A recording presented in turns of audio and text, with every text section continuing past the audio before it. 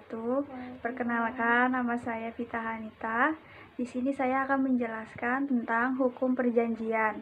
Menurut pasal 1313 KUHP, perjanjian adalah suatu peristiwa di mana seseorang berjanji kepada orang lain atau di mana dua orang itu saling berjanji untuk melaksanakan suatu hal.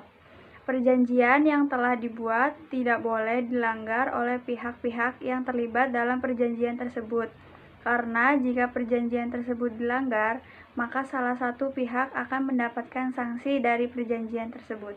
Ada pula terdapat asas-asas yang dapat ditemukan dalam hukum perjanjian. Ada dua asas yang terpenting, yaitu yang pertama, asas konsensualitas, yaitu bahwa suatu perjanjian dan perikatan yang timbul telah lahir sejak detik tercapainya kesepakatan, selama para pihak dalam perjanjian tidak menentukan lain. Yang kedua, ada asas kebebasan berkontrak, yaitu bahwa para pihak dalam suatu perjanjian bebas untuk menentukan dan kepatuhan. Assalamualaikum warahmatullahi wabarakatuh. Perkenalkan, nama saya Nanda Sekarayu.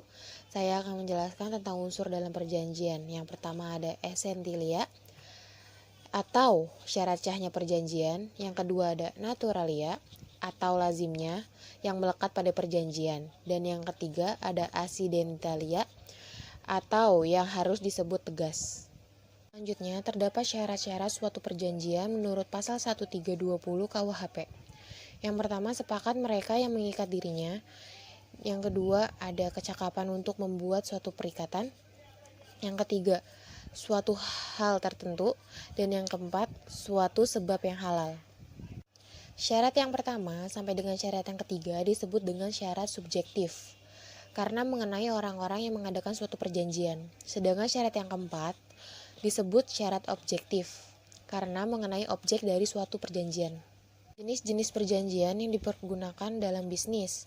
Yang pertama ada perjanjian jual-beli, perjanjian tukar-menukar, perjanjian sewa-menyewa, perjanjian perburuhan, perjanjian persekutuan, hibah, perjanjian pinjam-pakai, perjanjian pinjam-meminjam, kuasa, dan perdamaian. Perkenalkan, nama saya Dia Ayu. Saya akan melanjutkan materi selanjutnya. Yang pertama ada prestasi dan wan prestasi. Prestasi adalah pelaksanaan dari isi kontrak yang telah diperjanjikan menurut tata cara yang telah disepakati bersama. Sedangkan wan prestasi adalah tidak dilaksanakannya suatu prestasi atau kewajiban yang telah disepakati bersama. Yang kedua ada perjanjian kredit. Undang-Undang Perbankan Nomor 10 Tahun 1998 tentang perjanjian kredit diatur dalam pasal 1 ayat 11, yaitu kredit adalah penyediaan uang atau tagihan yang bisa dipersamakan dengan itu. Berdasarkan persetujuan atau kesepakatan pinjam-meminjam antara bank sebagai kreditor dengan pihak lain sebagai debitor yang mewajibkan pihak peminjam untuk melunasi hutangnya setelah jangka waktu tertentu dengan pemberian bunga.